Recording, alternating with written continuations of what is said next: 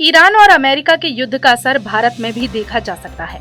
युद्ध के असर के चलते एलपीजी गैस की समस्या हो रही है, तो वहीं सोने चांदी की कीमतों में अप्रत्याशित उतार चढ़ाव के चलते ज्वेलर्स परेशान हैं। ज्वेलरी व्यापार में अनिश्चितता का माहौल है।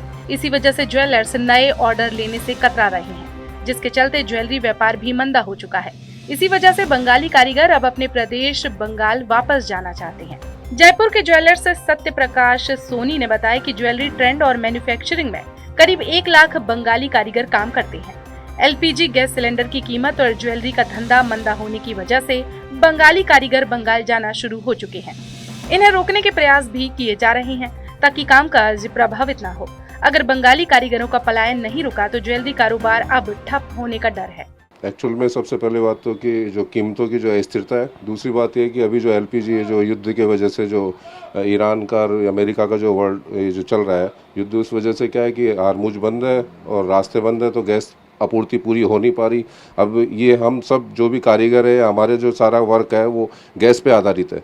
बिना गैस के समस्या ऐसी हो रही है कि मार्केट में 3-3, 4-4 हज़ार रुपये ब्लैक में सिलेंडर मिल रहा है। तो कारीगर लोग हैं वो बेचारे मजदूरी करने हमारे यहाँ आते हैं और फिर उनको अगर इस रेट में अगर गैस सिलेंडर मिलेगा तो वो कहाँ से अफोर्ड कर पाएंगे। इस वजह से क्या है, वो धीरे धीरे पलायन कर रहे हैं कि भाई जब तक स्थिति सही नहीं होती है, जब तक हम हमारे गाँव जाते हैं, उसके बाद में जब स्थिति नॉर्मल हो जाएगी तब हम वापस लौट के आ जाएंगे। क्योंकि भावों की भी स्थिरता नहीं है, डर लगता है।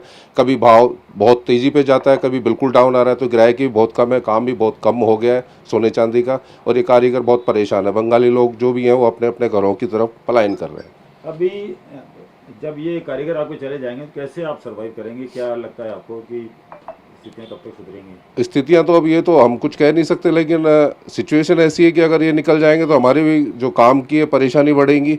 अब ये कब तक सोल्व होता है, क्या होता है, ये तो हम तो छोटे मोटे दुकानदार हैं, हमारे को इस चीज़ का आइडिया नहीं है। लेकिन स्थिति सुधरने में लगता है कि टाइम लगेगा अभी, चूँकि जिस हिसाब से भावों का जो चल रहा है, फिर एलपीजी का है, फिर थोड़े दिन में पता लगेगा कि भाई पेट्रोल डीजल का भी प्रॉब्लम होगा।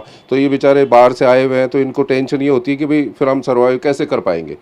तो इस वजह से ये सोच रहे हैं कि भाई हालात बिगड़े उससे पहले अपने गांव चल जाएं। भाई स्थिति जब सही हो जाएगी तो ये वापस लौट के वापस आ जाएंगे, तब तक भाव भी शायद स्थिर हो जाएं, तो उस वजह से थोड़ी से काम भी बढ़ेगा, तो हमारे को भी देने में दिक्कत नहीं आएगी। अभी सब तरफ से बिल्कुल परेशानी का सामना करना पड़ रहा है। ज्वेलरी का काम करने वाले एक बंगाली कारीगर ने बताया कि हम परिवार समेत जयपुर में रहते हैं। एलपीजी गैस सिलेंडर ब्लैक में बहुत महंगा मिल रहा है, वहीं दूसरी तरफ ज्वेलरी के नए ऑर्डर भी नहीं मिल रहे। इस वजह से काम की भी परेशानी है। इन दोनों परेशानियों के चलते हम अपने गृह राज्य बंगाल जा रहे हैं। दिक्कत ये है कि काम है अभी, क्योंकि एलपीजी सिलेंडर कम है अभी फिलहाल, और फैमिली भी है, इसमें थोड़ा सा दिक्कत हो रही है, इसलिए गाँव जा रहे हैं हम। तो अभी 1 महीना देखेंगे, रुकेंगे, अभी उसके बाद स्थिति सही हो जाए तो फिर आएंगे दोबारा।